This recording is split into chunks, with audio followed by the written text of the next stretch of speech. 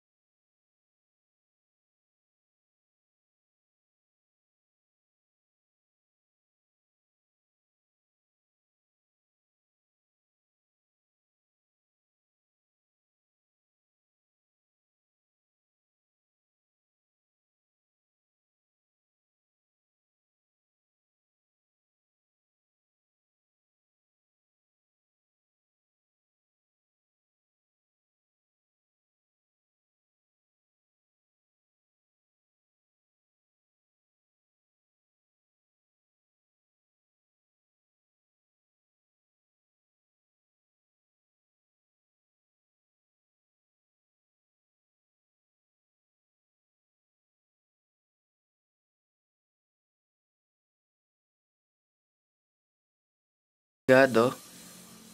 Which is kukunin na natin yon kay Sir Genrix, ang ating bagong builder. Siyempre, sa mga nakakilala dyan,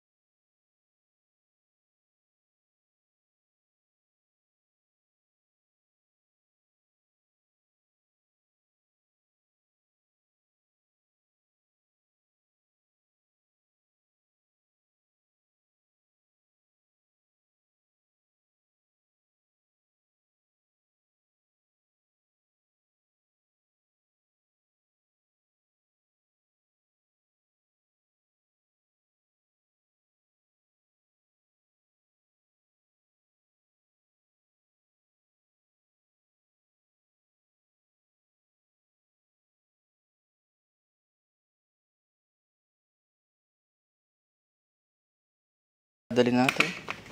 Andyan na lahat, block, head, langis, mga bearing. At bumili din tayo ng bagong engine shroud at eto din. Repaint natin to.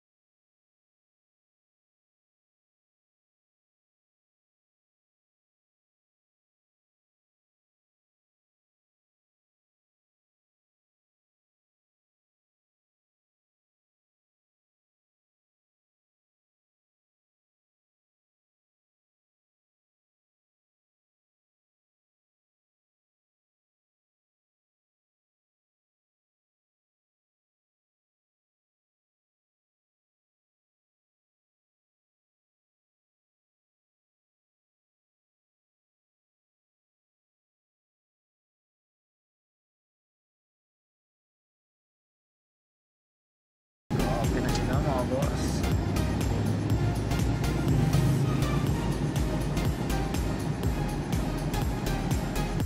Pag-bore out siya, pagpagyaman sa akin.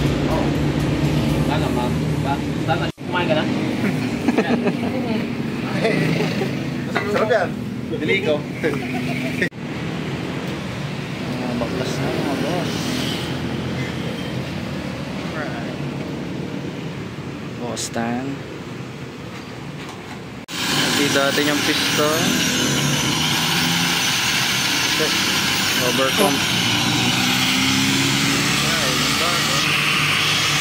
Sa mga time na to mga boss, kung makikita nyo ay pinoport na yung ating head ni Boss Tan. At sila Boss Jetty at Boss Momon ay kinakalas naman ng ating makina.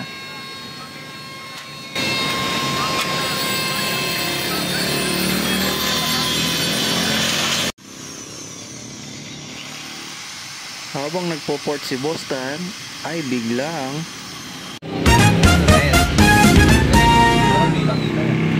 dumating na si Sir Geno ang magbibuild ng ating makina.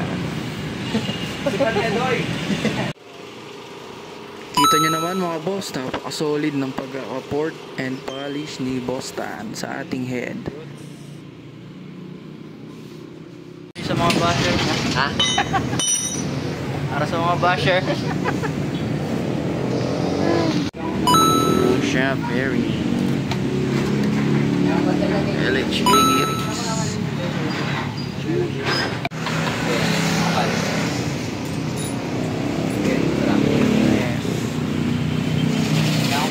Wala kang sagot.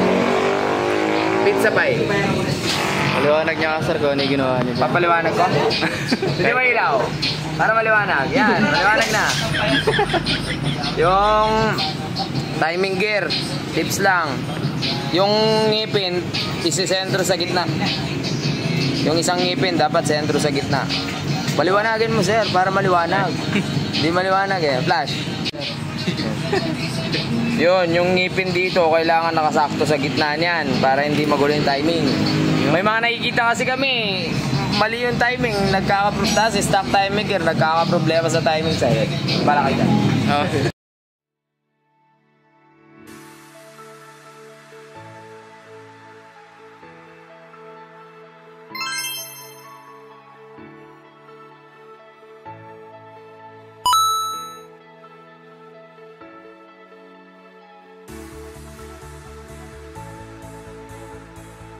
Yung ginagawa ni Sir Geno dito ay nilalagyan niya ng piston ring sa side bearing. Bali sa mga lumang model ng Mio ay may ka-side plane na kasi hindi maiwasan.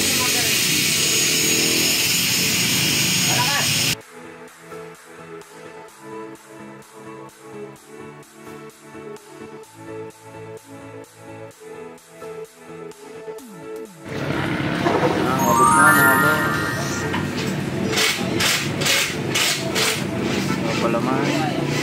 Ha?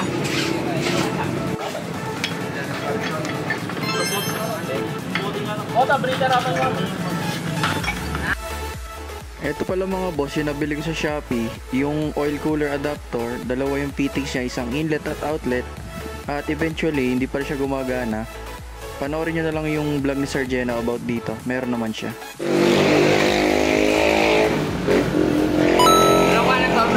This time, umulit. Huh? Walang itatag na ako. Pinahigin ako lang dito. Tiningil ko na 600 ko sir, paano lang sa wala? Oh, nilainan ko magneto niya. Ito, yung stock ko, yan. Oh. Ngayon na lang umusga kung may kwenta ba to. 835, stock, walang tabas. Yung nilaitan ko. Dudamat, bahala na kayo kung ilang gramo yan.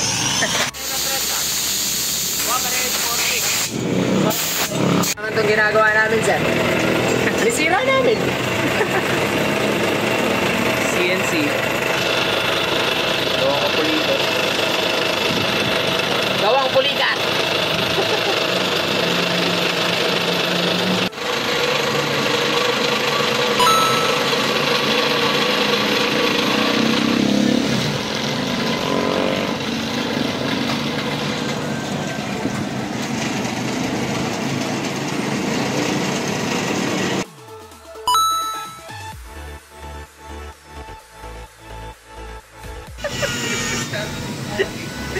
Ano yan? Ano ba? Maibib. Where's to? Cup noodles mo daw. Cup noodles is now available.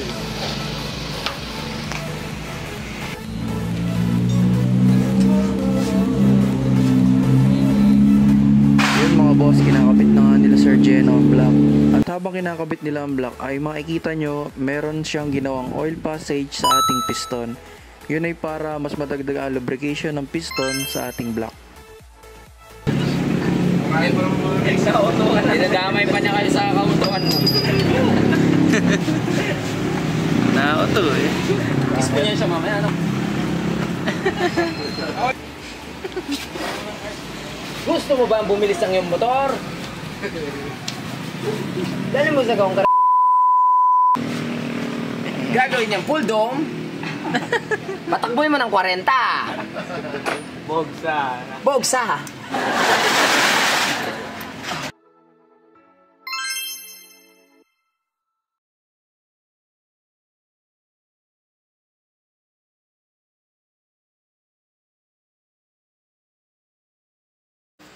Dito mga boss ay sineset up na ni Boss Jetty at ni Boss Momon ang mga electricals na kailangan para mapaandar ang makina natin nang hindi sinasampa sa chassis.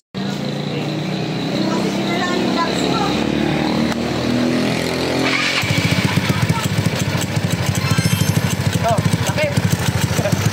Dumura na. Well, lumalagit yung Bendix ah.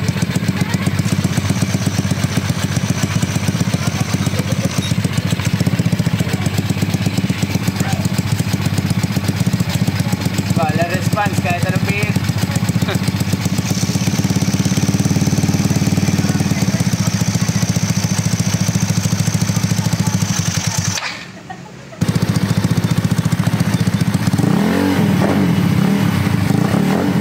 Overgas ya?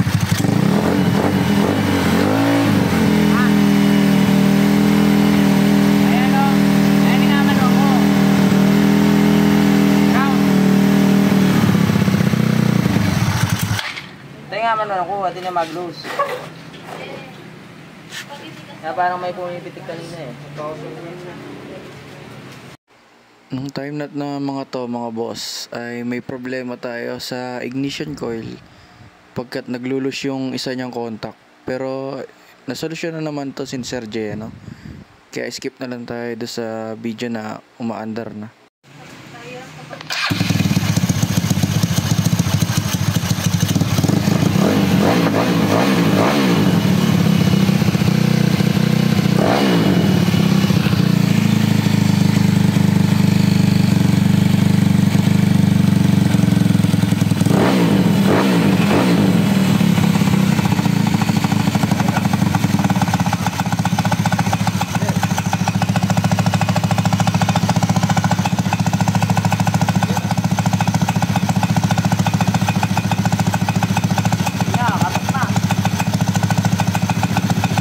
Kawit gar, kumatok!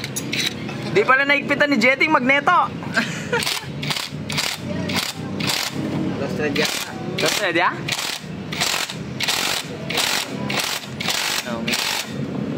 Okay, kinabahan na yung mayari. Trauma na naman. Iba. Okay. Kumatok ko na tuloy. Kumatok sa panaginip. Take 3.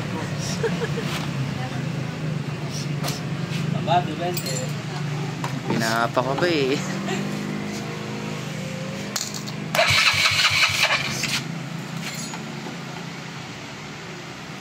Silab yan.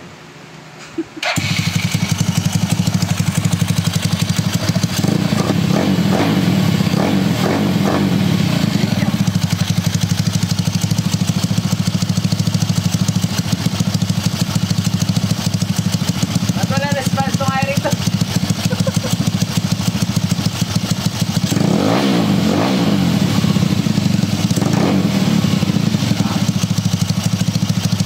Dito mga boss ay napakakulit or ayaw sumunod ng karburador na nakakabit sa atin. Hindi nila mahuli yung tono, kumbaga. Kaya napagpasan ni Sir Jeno na ipahiram muna tayo ng karburador na extra para ma-testing lang kung yung carb nga yung problema. At ito yung naging resulta nung pinahiram sa atin na carb ni Sir Jeno.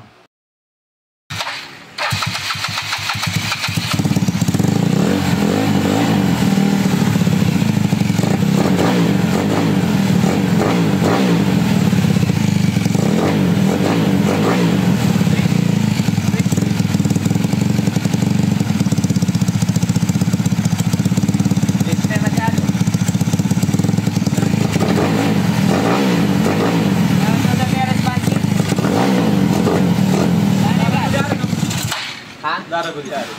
Eng. Pan.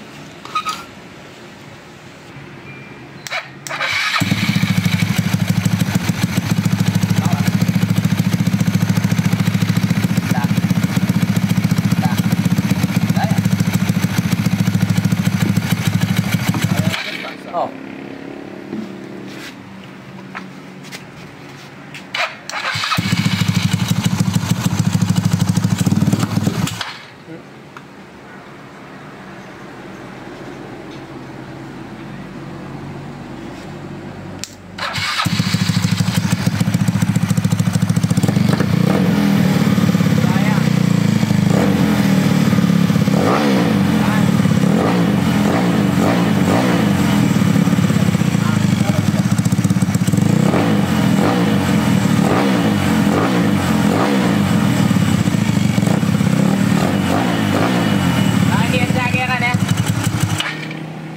Sige, salpak to na yung gata, na to niya ka rin. Nung talagang no good, try natin ang ibang pad.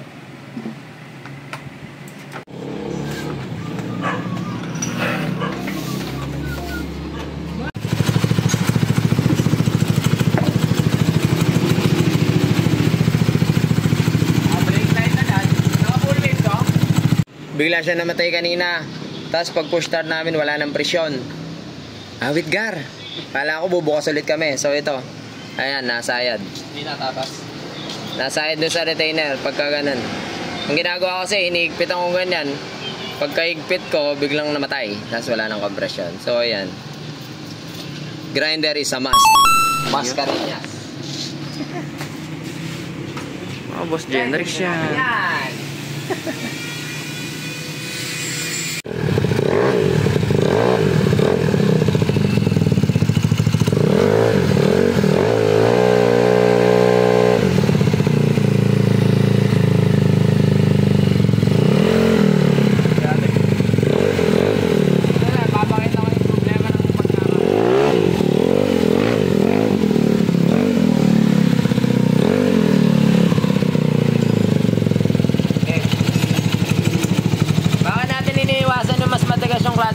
Sa center spring. Pag mas na mo maigi, arangkada ako. Baon na, hindi pa rin umaalis. Oh. So ano yun? Release. Hindi ha? Kasi unang bumababa yung puli eh. Unang bumababa yung belt eh.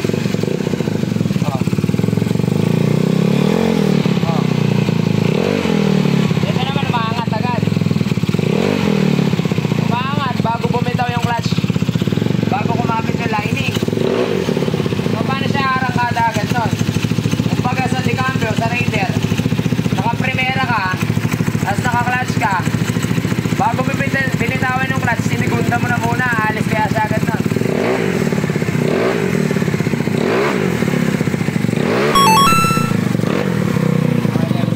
Carb na lang, ano, sabi yan?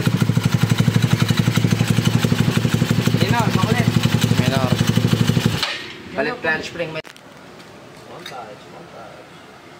Vloggeries. 2K, ay 1-2.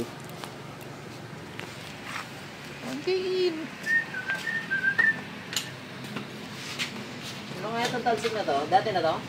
Ay, oh, sir, yung sa breather. Ah, okay. Ay, blow by na kasi.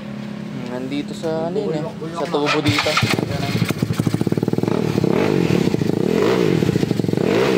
Okay, may response. Gas nga. Gas niya, ano. Buti naman, sir.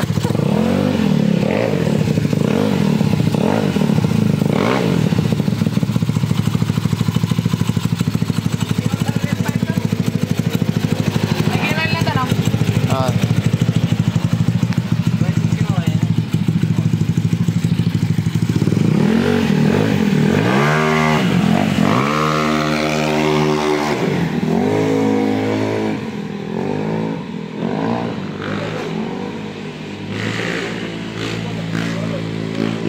Genrix Motor Parts.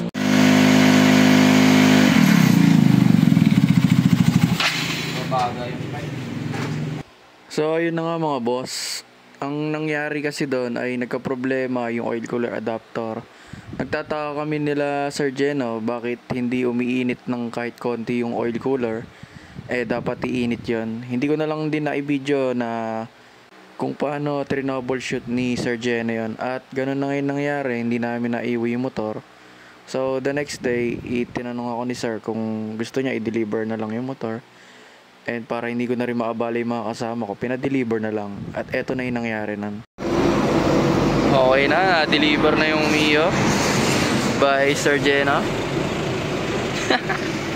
Wago, kapulito yan.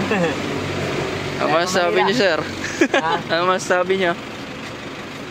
Malapit na ako tagayin. Hanggang sa muli natin pagkikita. Paalam!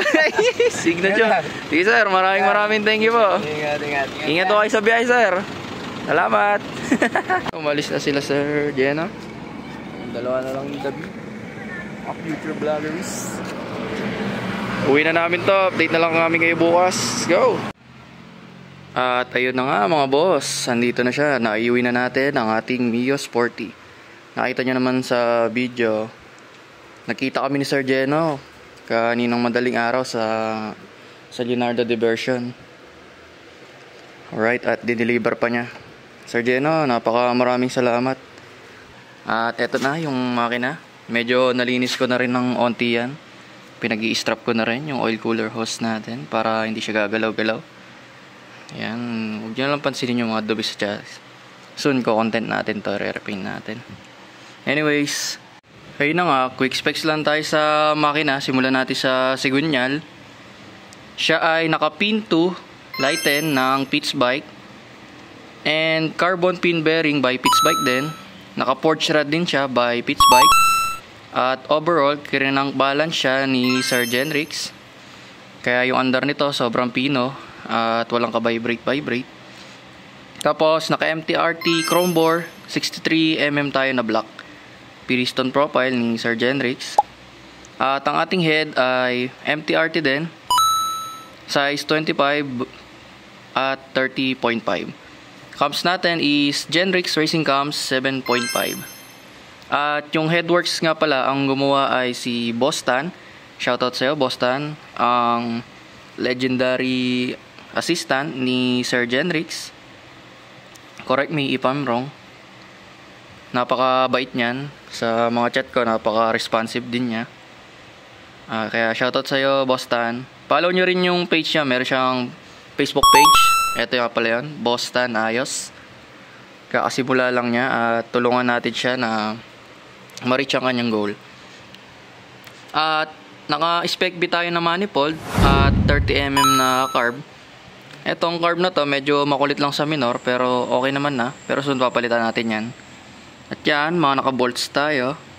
Mga unnecessary upgrades. Nakita nyo naman sa pag-reveal natin ng pyesa yan. At syempre, nagpakabit din tayo ng oil cooler. Ito yung oil cooler line niya. At nandito siya sa harap. Naka front mount siya mga boss. Ayan. Kita nyo ang ating oil cooler.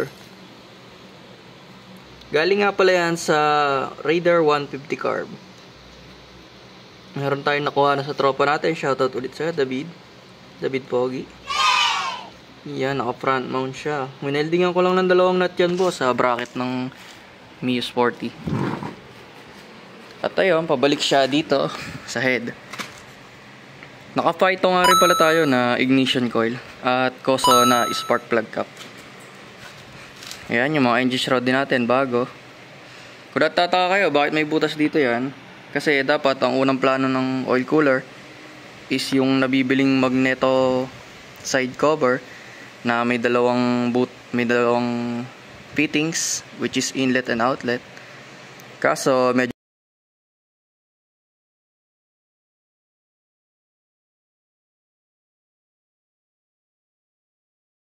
nagka-problema tayo doon, kaya ang ginawa na lang is yung ginagawa talaga nila Sir Genrix, kapulidong oil cooler line. Ayan, nakikita nyo kulay black, napakalinis. Huwag nyo lang pansinin tong orange, papalitan din natin to ng black. Dahil ang balak nating concept dito sa makina is silver and black lang. Para clean look lang, malinis lang tignan. At ayun, naka-exhaust stainless stud din tayo. At naka-pipe tayo ng MTRT Evo 3. Siyempre, MTRT all the way. Ito rin, naka-MTRT fan din tayo. Hindi natin pinatabas to kasi ayaw natin ng ganon. Gusto natin alos clean look lang. At ayun, for the update, mag-stay tuned lang kayo sa ating vlog. Mag-upload na rin tayo ngayon. Baka yung content natin susunod is repaint ng chassis or palit ng stock outer tube. May mugs na rin tayo dyan. Gulong na lang hinihintay natin pag nakapag-ipon-ipon ng konti. Kasi syempre medyo, hindi pala medyo, talagang napagastos tayo sa set na to dahil nga yung una, palpak. Pero etong kay Sir Genrix, garantisado, tatagal to. Yun. Binigyan naman niya ako ng warranty sa valve spring. Hindi naman talaga may iwasan yan. Hindi lahat ng valve spring to matagal. Relasyon niya may hangganan, piyesa pa kaya ng motor. Bala kayo dyan. Assemblein lang natin to. Kabit natin ulit yung mga kaha niya, yung mga footboard. Para magamit na natin. Baka i-vlog ko rin yung fuel consumption nito kung ilan. Pagka napalitan natin yung carb. So, ayun lang. Yung panggilid nito, sundin. Marami tayong ko-content dito mga boss. Mag-abang-abang lang kayo. At salamat sa mga sumusuporta. Alam nyo na kung sino kayo. Salamat sa inyo mga boss. Yun lang, paalam. Masyado na akong mahina sa mundong ito. Kailangan ko na mag-upgrade ng cards, CDI board at ng cabs para lang makapunta sa mundo ng mga halimaw. Wala nang saysay pa ang manatiling stock. Di ka maiiwanan, konkreto bawat laban. Lumalampaso ng mga walang kwentang kalaban. Primera hanggang kwarta, sagad hanggang sa quinta. Kailangan ng daan, pag-apak mo ng kabyada. Hindi ka pipiliin, ikaw ang siyang mga ngayaw. Pag binirit sa daan ng motor na humihiyaw. Di kalidad ang bawat pesa at ulido ang gawa. Detalyado bawat setup at hindi pumapalya. Siguradong di ka madidismaya. Tulin at lakas sa pagsampa iyong tama. Mekaniko na malupit sa pagkalikot mabangis. Ang mga kakompetensya lahat sa kanyang panis. Kaya wag kang magtaka kung bakit ang bilis ko. Mascarinas Racing Team ko, malabo na matalo. Mascarinas Racing Team, di nyo matitibag. Sa pulido na gawa sa karera, di ka laglag. Mekanismo malupit sa motor mo ikakabit. Pag harurot sa daan, wala nang makakahigit. Mascarinas Racing Team, di nyo matitibag. Sa pulido na gawa sa karera, di ka laglag. Mekanismo malupit sa motor mo ikakabit. Pag harurot sa daan, wala nang makakahigit. Pagdating sa racetrack, malabo mo na masapaw ang titulo na champion. Di mo to makakawag. Kaya huwag ka lang umasa na